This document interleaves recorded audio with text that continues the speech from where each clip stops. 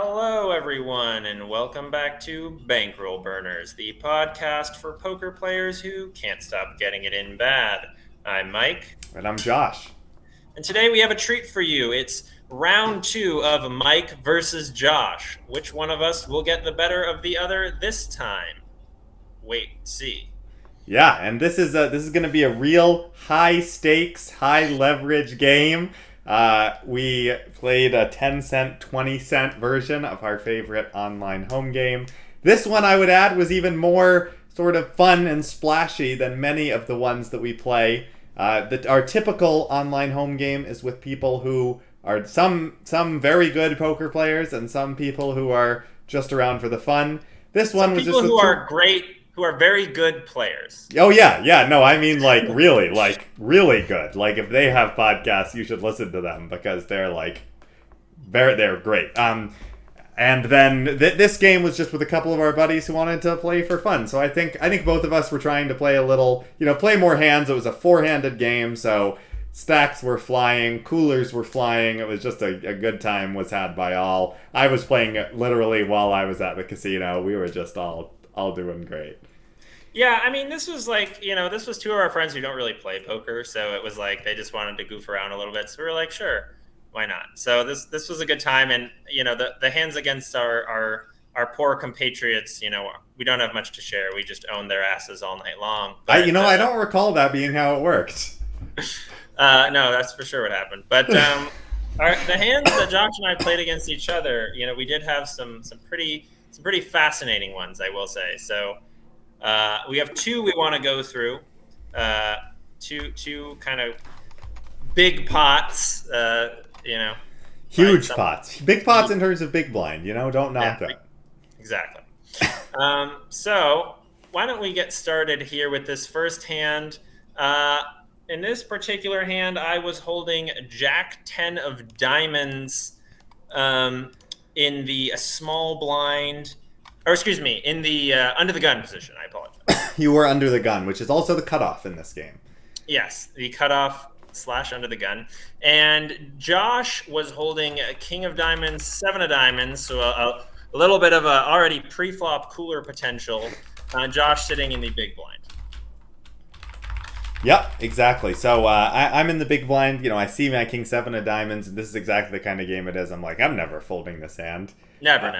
So. It's a premium, and if you've been with us for a while, my proclivity for suited kings. Don't like folding it don't like folding those hands regardless. But as it happens, I was not in a situation where I had to fold it, as the only action pre-flop was Mike making a nitty 3x raise to 60 cents, 3 big blinds, and I, of course, am going nowhere, and I elect to call. I could honestly probably 3-bet this once in a while, in the big blind especially, just because we want to be so polarized, and my 3-bet bluffs want to be significantly junkier, and this certainly qualifies. Yeah, that's definitely true. You could 3-bet here sometimes. I will just one note, the effective stack here is $60, so we are playing 300 big blinds deep here, baby. Awesome. So we've got, and after this, of course, we're going to be quite deep. There's a $1.30 in the pot, and there's like 59 behind. So the stack to pot ratio is immense. Let's see what happens. Yeah. Okay. So the flop is, so fairly standard pre-flop. The flop rolls off a bit of what some refer to as an action flop. We get king of clubs, queen of clubs, 7 of spades, and action is on Josh over here. So what were you thinking when this flop came out, Josh? I was thinking, dollar signs in my eyes for sure. Top and bottom pair, basically the nuts in this game, just because I know Mike's opening range is going to be quite wide. That said, I was kind of weighing even at the beginning as I kind of figured, first of all, this board is not great for my range, so of course I'm going to check. And I was also thinking I may or may not check raise here, because I definitely have a lot of strong hands to check raise. Definitely a lot of king, queen, probably some pocket 7s as well. And this is a good board for you. So I was kind of thinking I'm not sure what I'm going to do just yet, but definitely leading things off with a check. Yeah, for sure. I think you always want to check here, and I go ahead and I go ahead and bet $1. I am going to be betting larger on the larger side on a board like this, a double Broadway board, a particularly wet double Broadway board with a flush draw on it. I guess is more what I mean. So a double Broadway board with flush draw.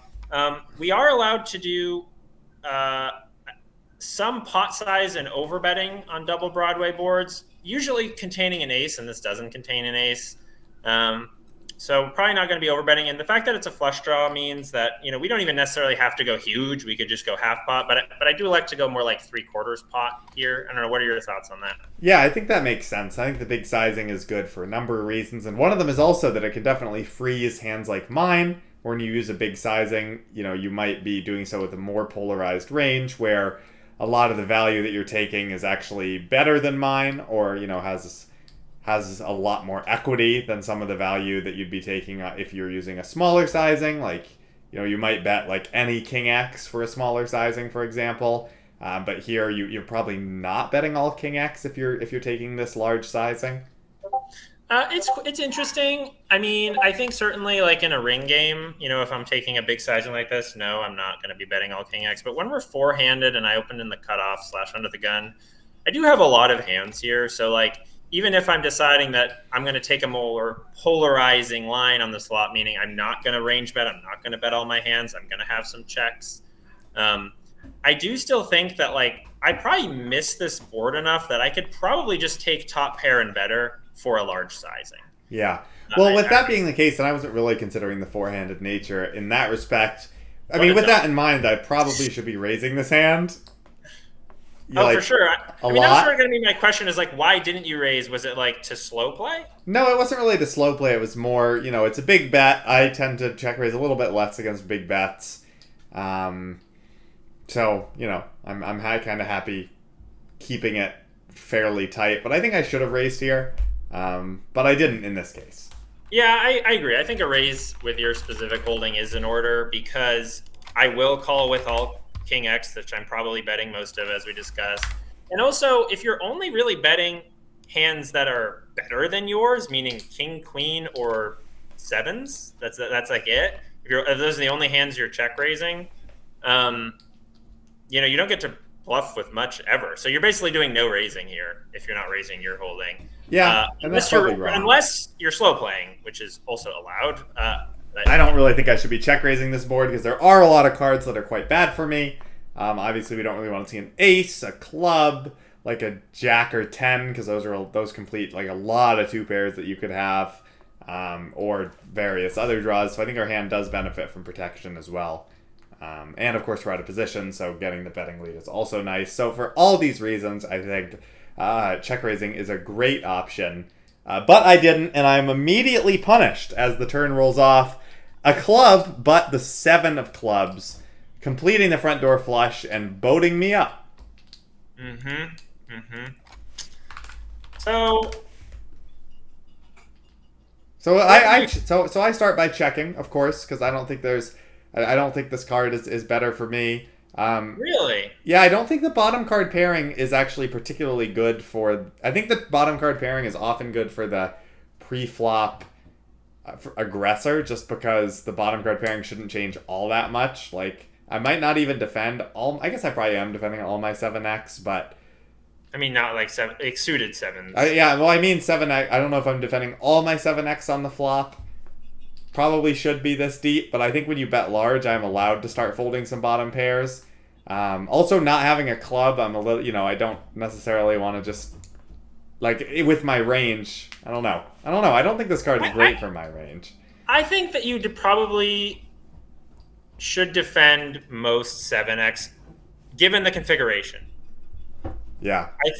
Because you just are so wide, and I'm so wide. So I think you should defend most 7x on the flop. And I do think this card is good for you in theory because you should have, especially because I took the large sizing, I shouldn't really have much 7x at all. You can have some, and you should have more flushes than me here. Yes, although I would probably be check raising. A lot of my bluffs on the flop would come from check raises, most likely. I mean, from all my bluffs on the flop would come from check raises, and some of them would even be flush draws. Some of them would. Yeah. Although, yeah, I mean.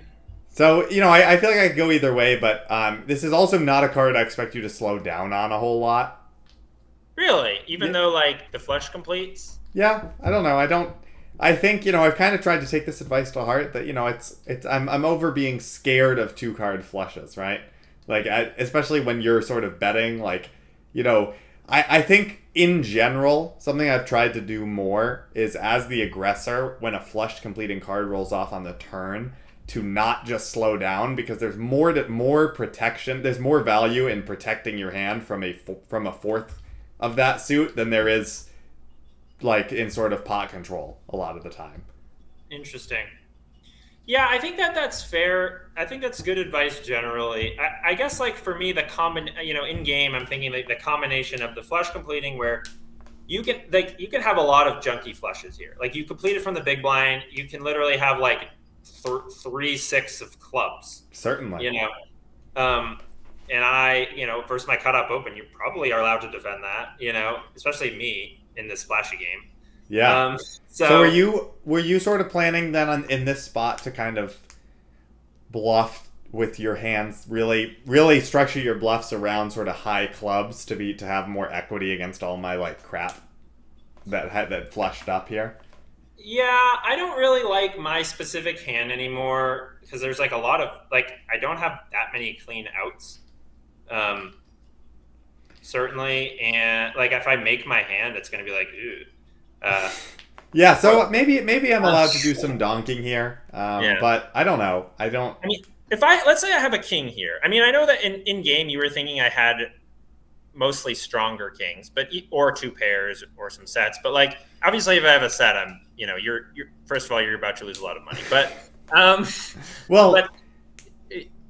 but like, if I had like king queen here, I'll probably continue. But if I just had like king jack, I mean, are you thinking that I'm going to be betting this card a lot? Like not a lot. But I guess the other piece is that if I'm going to be doing some donking, I'd probably rather do it with 7x that doesn't contain a king. Because, like, I want to unblock your continuing range, and having, I'd rather, if I have queen 7 suited here, like, that's probably a better donk candidate here. Which I definitely do have queen 7 suited here, I definitely will say. Most certainly in my range. If I've got even ace 7, right, I'd probably rather, or jack 7 or something like that just kind of unblocks the board a little bit better. So you would donk with, like, most 7s, you think? Probably. I think thinking about it now, I still don't love donking here because I do think you're going to continue a fair amount, and I think that I don't want to like fold out any of your like chaff also. And having a hand like A7 or especially a hand like Jack 7 is a great donk candidate, I think, because it blocks a lot of your draws that might check back like a Jack 10 but it unblocks a lot of the value.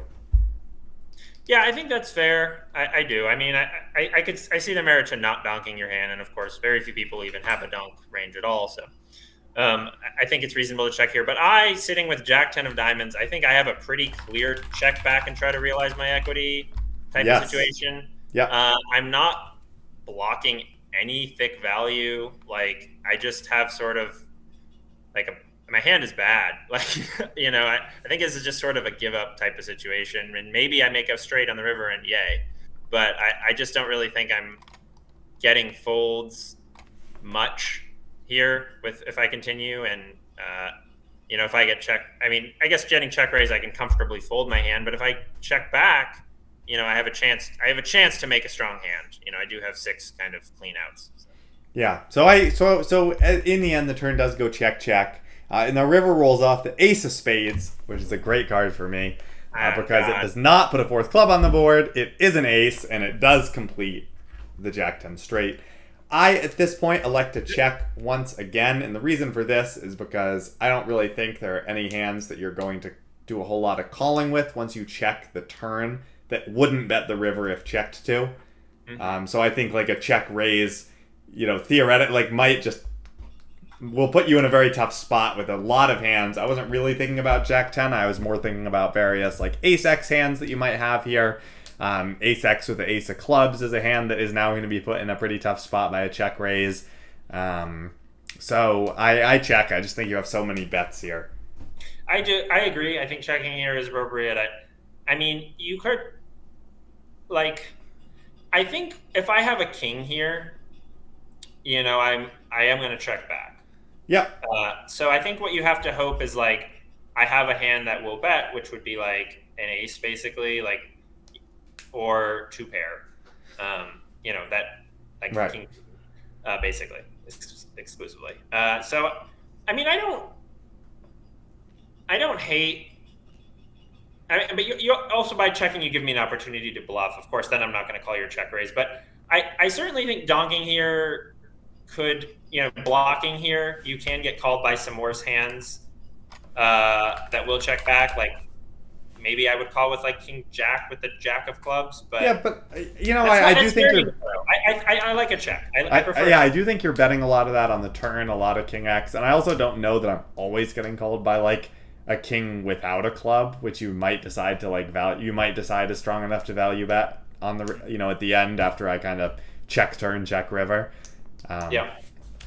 And I will say, just for those only listening, the board right now is seven of spades, queen of clubs, king of clubs, seven of clubs, and the river is the ace of spades. Josh has checked to me. I have Broadway. I think a value bet is in order here. I can get called by, some trips. I can get called by an ace, a random ace, random king, maybe a random queen, probably not. But certainly by trips, an ace or a king. I think it would be a mistake not to value bet here. Yeah, I agree. I think you definitely have to bet. And I go ahead and I bet $1.60, so about half the pot. I do think that taking a large size here is probably a mistake. I think it lets you get away too easily if I bet very large. Yeah. I think a smaller size puts your range, especially because this ace sort of downgrades a lot of your hands. So I really don't want to use a particularly large sizing. So I think a smaller size is in order, and typically on the river, small sizing is about half pot. So. But and of course, I am sitting here with a full house with sevens full of kings. I just assume I'm always best here. If he has like aces that he slow plays, so be it. That's pretty much the only hand that beats me at this point, because I do think ace seven, king seven, ace seven, kings and queens are always going to keep betting the turn. So I decide to raise. This is not a board that I'm probably raising all that much in this spot, especially just because I mean it is kind of a scary board for me. So I decide to go big, and I pot the raise up to 8-10. Mm-hmm. Yeah. So this is. I feel pretty gross when this happens. As you can all imagine, it sucks to sit there with Broadway and get check raised on a paired flush board. I do think I have a pretty horrid bluff catcher. I actually. I unblock all the flushes. I don't block any full houses. I'm not paired, so I literally don't block any full houses. I do unblock the backdoor flush draw on the flop. That's like it. But like how much of that is even really represented here? That's not already paired up. There's not even a ton of that. Yeah. So I mean, it's interesting because I do think you beat some of my value. Like I can probably raise like trips for value here once the turn goes check. Maybe.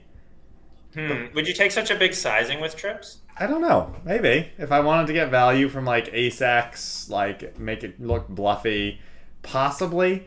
But I don't know. It's kind of weird. It's a weird spot, and maybe my raise sizing should be a little smaller if I have a lot of raises. But also I might donk with trips as previously mentioned. So on the turn, yeah. Yeah, on the turn. So it's an interesting spot, and maybe I really should kind of keep it to flushes and boats here. Yeah, I mean, my thought in game was that you would not take this sizing with trips. Right. That's what I thought in game. And maybe, I mean, you are allowed to have multiple sizings, of course, on the river if you would like to take a smaller raise size with your trips. But I mean, I mean, you probably do get called by a lot of my ace-X if you make a small raise with trips, I would think. So that's not crazy. But I guess when you take this sizing, my thought is you either have a flush, a boat, or nothing. And I think I just have a horrendous bluff catcher. I don't know. I mean, do you think that's a fair assessment? Yeah, I mean it's interesting because I mean what hands are you playing this in this manner that makes a better bluff catcher? Like you're kind of thinking like a hand like King Jack with the Jack of Clubs is like a better hand to call with here. I also think Ace King is a hand that I can have here. Yeah, sure. And Ace King blocks some of those boats. So yeah, I mean I think that's fair. I think if you sort of do the range analysis, I don't know how high up in the range you are, but I guess if you have enough, I mean even like Ace X might be a better hand to call with if you kind of narrowed me down there where you block like Ace 7, which I could have. Right. I guess that was my question for you is like, do you think having an ace here makes a better bluff catcher? Like, do you have a lot of boats that contain an ace? I mean, you just have like Ace 7. Ace 7, which is really a small part of your range. I don't know how critical it is to block that. Yeah, so probably having kings, queens is nice. I mean, honestly, like if you have a 7 yourself, which I guess I don't know if you ever do after checking the turn, that would be a good bluff catcher because that blocks like a lot of my boats. Yeah, I don't know how often you're going to be checking back the turn with trips. Yeah, I probably am not checking the turn with trips. I mean, it's really interesting to think about what your range even looks like here. I mean, what are your bluffs, first of all? I think that's an important question, too. Like, what are you check raising here as a bluff? Right, and that is interesting. I mean, it's kind of hard to find bluffs. Like, maybe hands like Queen Jack with the Jack of Clubs, like stuff like that. Just because any hand with the Ace of Clubs, I'm probably not turning into a bluff because it's now paired. It made top pair, so I'm probably just check calling. So we'd have to have some other club, and maybe a hand like Queen Jack, Queen 10 with a club is my best option here because it blocks some of your strong, like Jack 10. It blocks flushes. It blocks like King Queen, Ace Queen.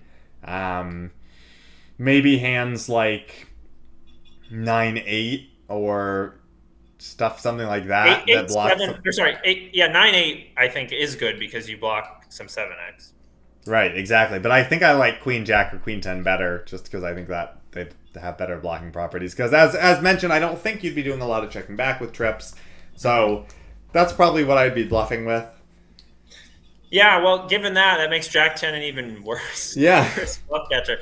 I mean, look, I get to fold a lot because your raise is so big. I get to fold half my hands that I play this way. I mean, I do have some bluffs. Obviously, those are snap folds. But, having Ace X it's not great, but it's probably just better than Jack 10 of diamonds. Yeah. I think Jack 10 of diamonds is probably one of the worst value bets I make on the river to then call a raise with.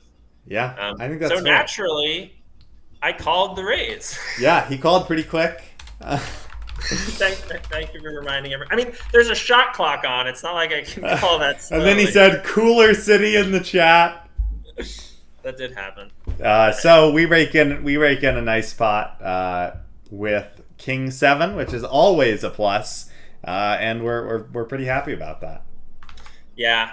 No, it's definitely a bummer. Definitely a pretty easy fold for me that I didn't make. So this just shows how good I am at not improving despite all the lessons I've learned, which is what they call a motif of the Bankroll Burners podcast. Yeah, we're not called, again, as I like to say, we're not called bankroll builders. Unless that's like referring to what we do for other people. Right. Okay, well, I think we can move on to the second hand here, if that sounds good to you. Let's do it. So this is another hand from the same game. In this hand, I'm in the small blind. Mike is in the big blind. And this hand is Action City. Under the gun, which again is the cutoff, which is another one of our friends, raises to 0.8, 80 cents, which is a 4x open. And do you have the effective stacks here? Actually, it looks like it's... I do have the effective stacks. So looks like it's about 40. It's about $40 between you and me. Yeah. And the other player in the hand who you just mentioned is an effective stack at $30. Yep, and I'm not worried about them because they don't matter after the pre-flop action. So under the gun raises to 0.8, which is again a little bit big because I think the standard open in this game has been 60 cents. But as we mentioned, there may or may not be strategy involved in the raise sizing here. Or, it's online. It's easy to click buttons. I've done it. Mike's done it. You've done it if you've played online poker. Yeah. Anyway, next to act, the button, which is me. I'm on the button in this hand? I'm on the button. You are on the button. I'm on the button. Well, all right. Josh is on the button. I look down at King of Hearts, King of Diamonds. A nice hand. This is Red Kings, great hand to look at, and I raised to 240. I'm just gonna 3x it despite the larger raise. So I see Josh preying upon our poor friend, and I cannot. I'm assuming he's just bullying him around for being inexperienced at poker with some trash. So I decide to punish Josh's light 3-betting with my own ace-5 of spades. And I go ahead and cold 4-bet up to $6.60. Mike 4-bets with ace-5 of spades, which, by the way, is a fantastic cold 4-betting candidate. If you're going to do some light cold 4-betting, it must have felt like you were just put in the most perfect spot to punish me. Absolutely, I was excited. And it folds back to me, so the big blind folds. The original razor folds, and I don't think I should be 5-betting here. I mean, we're 200 big blinds deep. I don't think it makes a whole lot of sense to do any 5-betting. And I agree. I also want to keep your bluffs in if you do happen to be getting out of line with some hand that I'm just crushing. So I just... And I'm in position. So all those things, perfect storm, we just call. Yeah. So... I'm pretty bummed that Josh called, of course, but less bummed when the flop comes ace of clubs, 9 of diamonds, 8 of diamonds. Ace of clubs, 9 of diamonds, 8 of diamonds. Which, of course, makes Mike top pair. What a suck out. I know, right? I'm way too good at this game. So I naturally know that an ace-high flop on a 4-bet board, I know that Josh knows that I know that I have a ton of ace-x here. Most of the hands I have contain an ace. So what I want to do is take his non-ace containing hands and put them in a horrible spot. So I go ahead and make a very small bet of $2.20. So less than 20% of the pot. It's like, was that like 15% or so? Yeah, it's like a 6th pot. Yeah. And yeah, this is exactly what it's designed to do, because now I'm sitting here with pocket kings. I've got a backdoor flush draw. Obviously, I know that Mike is going to have a lot of aces. I mean, even his 4-bet bluffs are probably mostly going to be ace-high hands. Maybe he's got the... I mean, he probably should have some other hands like pocket queens and pocket jacks that I'm beating, that he's definitely cold 4-betting with. Possibly some suited connectors, which of course have connected quite well with this board. But I don't really think I have any other option other than to call. I don't know. Do you think I'm allowed to fold if I don't have the backdoor flush draw here? Like if I have black kings? Or do you think I should still be calling once? I think you do have to call once, unfortunately. Yeah, that's kind of what I figured. I don't think I even noticed the backdoor flush draw as in real time. I was like, this sucks. I'm probably behind. But I can do no folding here. I have a pair, and I could be ahead. And this is exactly what the small bet is designed to do, so it's going all right. Yeah, so that adds 450 to the pot. There's about 1950 in there, and we've got like 31 behind. Okay, the turn rolls off the 5 of diamonds, which does complete the flush, and gives me aces up, 2 pair. I'm not worried about Josh having a flush almost ever here. The only flushes are some, like, he may have some like king queen of diamonds, king jack, or king 10 of diamonds, but a lot of those hands will raise flop, I think. So what about ace king or ace queen of diamonds? I mean, that's also possible, yes. But where you would just like, I mean, you could absolutely smash this board with those hands. Yeah, but I mean, it's just such a small portion of your range. Bottom line is flushes here. But you do something kind of interesting here, and I'm interested to hear your reasoning behind checking this board. Yeah, I checked with the intent of check raising. Right. So you're kind of Um, thinking I may perceive that as weakness, hop on it, and exa- bet. exactly. I mean, I think that if you have an ace here, like ace king, ace queen, ace jack, ace 10, you will bet them, I suspect. Um, I don't think, and maybe not. I Maybe don't not think ace 10. Maybe not ace 10. I don't But know if I would, because I do think that you can check, ace king, ace queen, ace jack here sometimes if you kind of think that. Although I don't even know, I think you probably should have more flushes than I should. Just by being the four better, being the last aggressor, you're more likely to have these like suited connectory or ace high, ace x of diamonds hands than I will in general. yeah. But I don't know that I'm going to be betting my ace high all the time. I don't know that my like ace 10, ace jack, ace queen necessarily want to play for stacks or necessarily can get stacks in against worse hands. So I'm probably checking back here a lot unless I show up like with a flush, Right. with a Which I don't know what my bluffs are really here either. Maybe hands like jack 10, although my jack 10s shouldn't really have a diamond, so it's kind of interesting. yeah, I think you probably can bluff with Jack 10 here because you're just like flushes and four bet pots, like flushes are just such a small part of the equation. Yeah. Um, So yeah, I maybe think Jack 10 is a bluff here, and I'm really because I really don't think I'm betting all that often here. yeah, I think you're right. I think it was a mistake for me to check here, to be honest with you. I think I should have continued to bet. One thing I've been working on lately. I've been trying to shunt a lot of my turn range from out of position into checks. Um, I think it makes you and just do a lot of check raising both for value and as bluffs. So that's sort of something I've been trying to put into practice, and it seems to be working quite well for me, at least in some of these more online type games where players are more liable to bet when check two on the turn. So I think I was just possibly overdoing that and maybe checking here. I think it's a bad check ultimately because I am blocking top pair here, which is really the hand I'm hoping to get value from with a check raise. And you won't even always bet it, like you said. So Yeah, I think you can like bet, just keep betting small. I don't think this is really a good spot to go geometric necessarily either. If you're trying to get value from sort of my weak ace high hands. I mean, I guess at this point you're hoping I have like ace king. right. But I still think, you can kind of bet small again here and then like jam the river for like pot. If you bet like, I mean, even if you bet like a quarter again or a third, you're still going to set up quite a small river jam, all in all.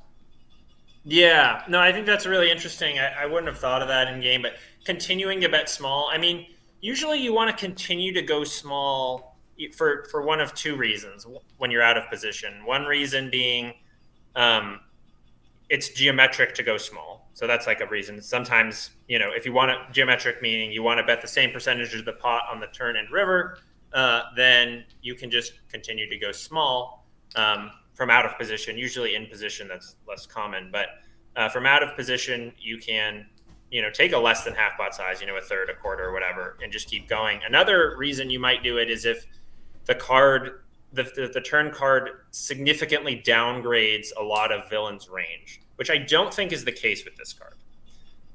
So I don't know if in theory betting super small here makes a ton of sense, but I do see on the other hand, I do see how it would put you in a very difficult position with a lot of your range. So. Yeah, I mean, maybe it's okay to just like bet half pot and go geometric, which I think is what it would basically be. If you bet like $10, then you'd have a half pot sizing on the turn and on the river, and that probably accomplishes something similar.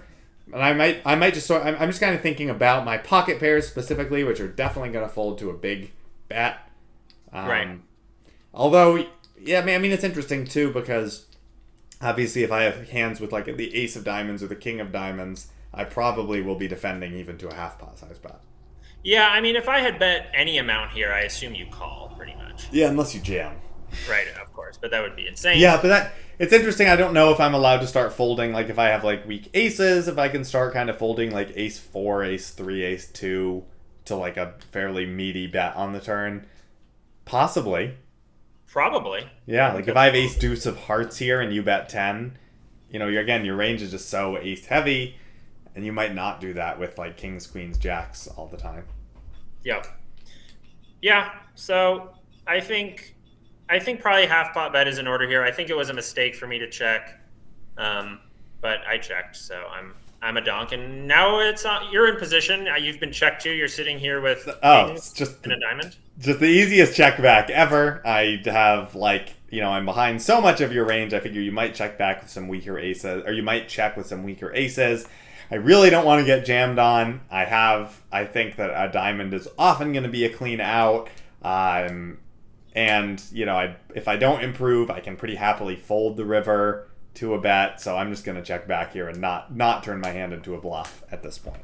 Yeah, pretty standard. Now the river is a fun one. It comes the king of spades. And don't I feel like a genius for not betting the turn? Yeah. So just to recap the board, I have ace 5 of spades. Josh has red kings. The flop was a 4-bet pot pre-flop. The flop comes ace of clubs, 9 of diamonds, 8 of diamonds. I make a small bet. Josh calls. The turn is the 5 of diamonds, completing the flush and giving me aces up. It goes check, check. And the river is the king of spades, giving Josh a set of kings, and me none the wiser, thinking that I need to start extracting some value from Josh's smaller pairs and worse ace x. Yep. And so Mike goes ahead, and I believe you bet right around half pot here. Yeah, I bet $9.30. I don't know if that's the right sizing, to be perfectly honest with you. I mean, what do you think? Yeah, I don't know. I feel like can't go wrong with half pot, as we learned long ago. I really think half pot does kind of make sense here. Like, I think the card is really good for your range, so you can bet kind of on the smaller side. Like, I don't think you need to bet big because, you're just, I don't know that you're going to get value from a whole lot of hands if you bet big, but if you bet small, I probably at this point do have to defend with like some ace x. And probably do have to call with most of my ace x at this point, honestly, like ace queen, ace jack, ace 10, maybe even suited wheel aces. I might just need to like side call off at this point. Yeah. Yeah, versus if I bet really small here, like if I went 1/3 or 1/4, I think you're like very happy to just call with those hands, versus like a half pot that sort of puts you in a spot. Yeah, so I do like half pot. I think half pot makes a lot of sense with like most of your holdings that you do elect to bet. Do I have a big size here? Like are there hands where I can just, like if I have myself aces, kings, 9s, 8s, probably don't have 8s. But if I have aces, I probably have 9s in this particular game. If you have aces, kings, maybe even flushes, any flushes you kind of show up with. Maybe ace king also. Do I get to just rip it in your face? Maybe. I don't know. Like, that's a real question. Like, what am I trying to get called by when I jam like that? I kind of feel like you can just rip it with those hands because like it just puts all of my, like if I get here with like a worse 2 pair, I just like am in agony. I mean, I probably just snap call with 2 pair to be honest. Yeah. Even though I probably shouldn't. And a hand like ace queen is in like just a really really gross spot where it's like turn went check check. How do I like play around this like? Ugh. Yeah. So I probably like do want to have 2 sizings on this river. Like, I do have this sort of half pot size, and then I maybe have an overbet jam size. So with bluffs, like king queen, I think is a really good bluff. Sure, maybe like a hand containing a king. It's like probably a really good hand to take for a larger like that's probably a larger size jam versus like exactly. Maybe my jack 10s are going to take a smaller size. Because I think you do want to block some of my good value if you're going to jam to lessen the chance that you just get snapped off. But I mean, that just kind of makes me think that like with a lot of ace x, you just kind of like maybe you should just be jamming your ace x and just put all my 1 pair hands in just an awful spot. I don't know. It's interesting. I don't know. But maybe too, and maybe ace 5 is good enough to jam because it just like I'm just gonna have so much like my range is just so capped on the turn. Mm-hmm. And then you just put all my like ace, so maybe any 2 pair plus is good enough to kind of put into I think the you may have ace king yourself here enough that I don't know that ace 5, ace 9, ace 8 are really particularly compelling jams. Yeah, although ace king is probably where it does start becoming a bet a lot on the turn for me when check 2. Interesting. Just because I don't really think like ace king is just so strong. I don't, as you said, it's a 4-bet pot. which means that really we shouldn't have a whole lot of flushes in our range. So I Yeah, probably I would be mean, betting ace king because I kind of see. I mean, that's like, that's getting into cooler territory where if I have ace king and you have ace five, like, it is what it is, right? yeah, I agree. I do think I like having multiple sizes on this river, though, to be honest with you, like rather than just having an all in size, because like I do think like if I have a smaller size, like with my own ace queens and ace jacks, like can I bet those for value and get called by, your sort of worse wheel aces, get called by your pocket tens, pocket jacks, pocket queens, where I take kind of this half pot Yeah. sizing with those worse Although I don't hands. think you're really ever getting called by pocket tens through queens, to be fair. Maybe not. Yeah, I don't know. It's interesting. I But I mean, I yes, I think it's okay to have multiple sizings, especially with like a hand like ace queen. Definitely benefits from like a small sizing where it can get calls from like really bad aces, and then yeah. and So then it obviously becomes a bet fold. And then if you want, then you do want to throw some stronger hands into the small bet so that you can have some bet calls, because otherwise I can just attack that small sizing and raise always. mhm. Which is not something that you want. So, if you kind of put ace five in that, I guess you make it a bet call. Or maybe you put a hand like aces into the bets. Or maybe like you put a hand like kings yourself into the bet small because it like unblocks all of my ace X. Interesting. I don't know, I don't because I know. do think you have to kind of structure. It's hard to structure, and the reason why I don't always use these two sizing schemes, and I probably don't use them in practice thinking about it, just because I feel like I do not have a good sense of how to structure them right. Because For like sure. obviously you kind of have to build them around blockers and unblockers and what you're trying to get value from or what you're trying to fold out. And that kind of makes, as if we go down this rabbit hole, it makes me think maybe ace five is like not a hand we want to put into this small sizing scheme, and maybe it's more like kings and eights and nines. Well, I feel like But aces is a better hand to use the small sizing with, like aces itself, mm-hmm. because I am blocking a lot of the hands that you're forced to call with. Right. Like if you jam, you don't want to jam with aces because I can probably fold most of the hands that I get there with. Exactly. Like, Versus if you jam with like kings, then I probably have a lot. Then I have a lot more like ace queen or like two pair that I myself arrive with. So mhm. sure, that makes sense. But then yeah, I'm not sure what to do with these two pair type hands. I think it probably is fine. Like either way, I think like probably with ace five and ace king, like I would probably put ace king in the shove bucket and ace five in the small bet bucket, but it's not. It's probably not super critical. Um, but yeah, so I bet small, and I think you have a pretty easy decision at this point. Yeah, as we've said a few times, can't be worried about flushes, can't be worried about aces. I mean, I have a set. Either way, it's going to be a cooler, so I just close my eyes and chip it. I think it's about a half pot jam, I want to say, because my call would bring it to like 40, and then I jam for 20. So I jam. I mean, do you give any thought to like fold to making a hero fold here?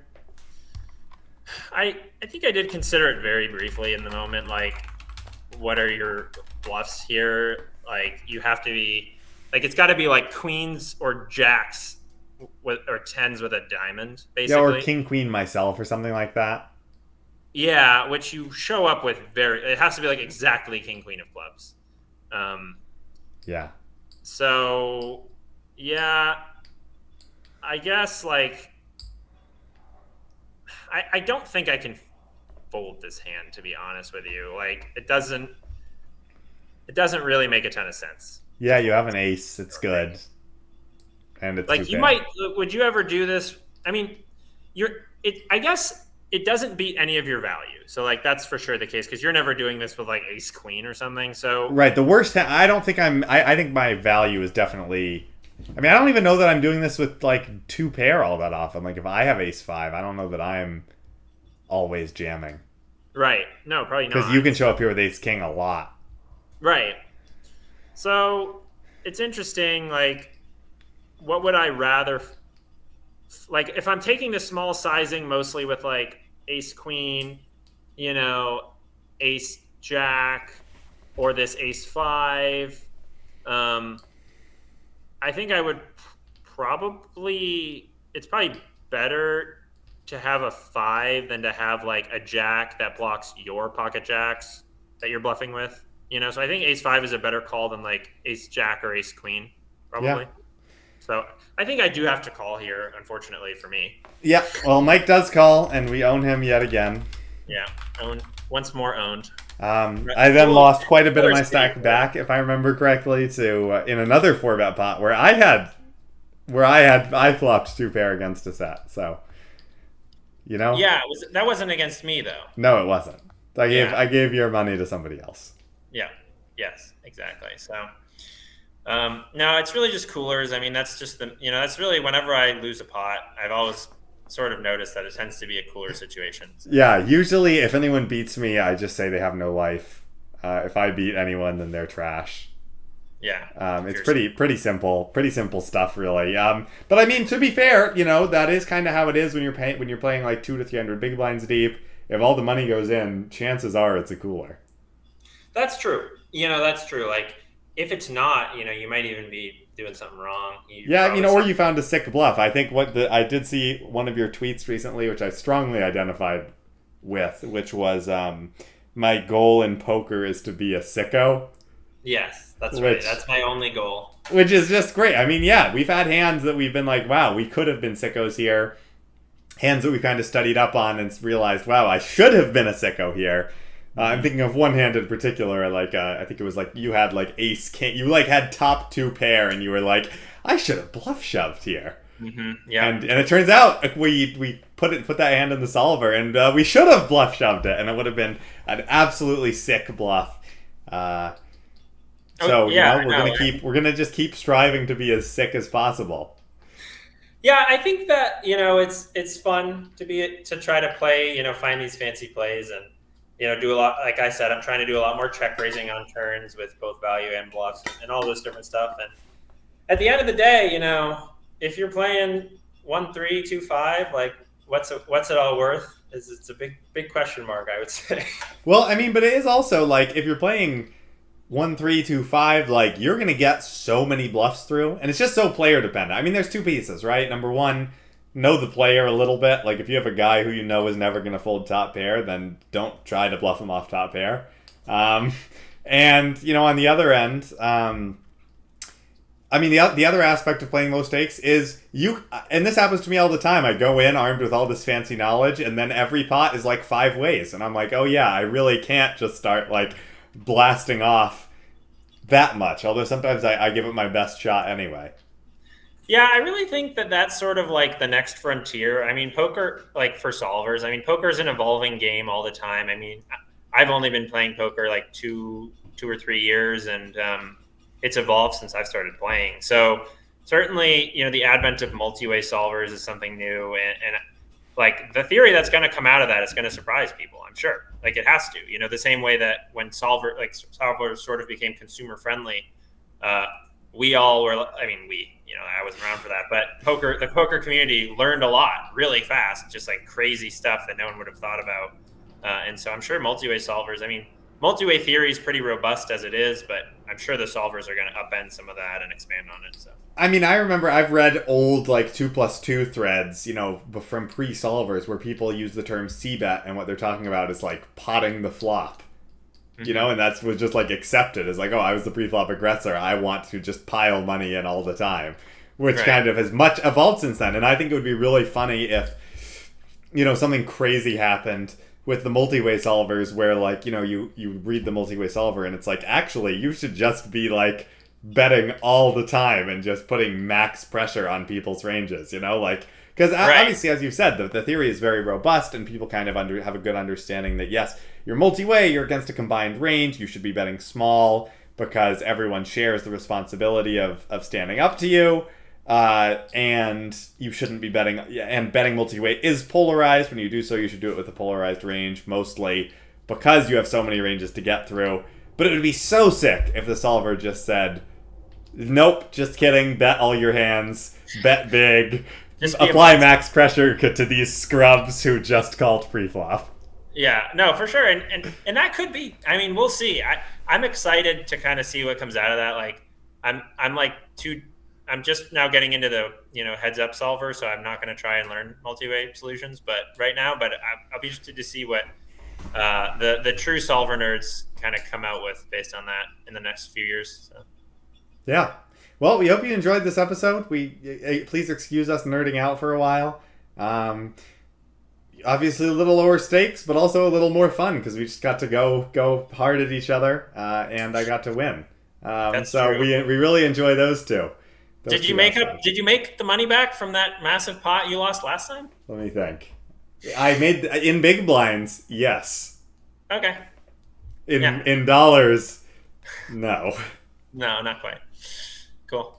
All right, man. Pleasure as always. Thanks everyone for tuning in. Comment, like, and subscribe. If you like this type of content where Josh and I discuss the hands we played against each other and sort of you get to hear both sides, if you like that, let us know. Maybe we can bring on some more guests that we've played hands against and do that type of content. Or if you hate it, tell us that too.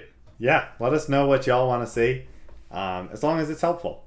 But yes, please like, comment, subscribe wherever you are. Leave us a rating if you're listening on Spotify. Whatever builds engagement, we're happy to get. Bye, everybody. Have a good one.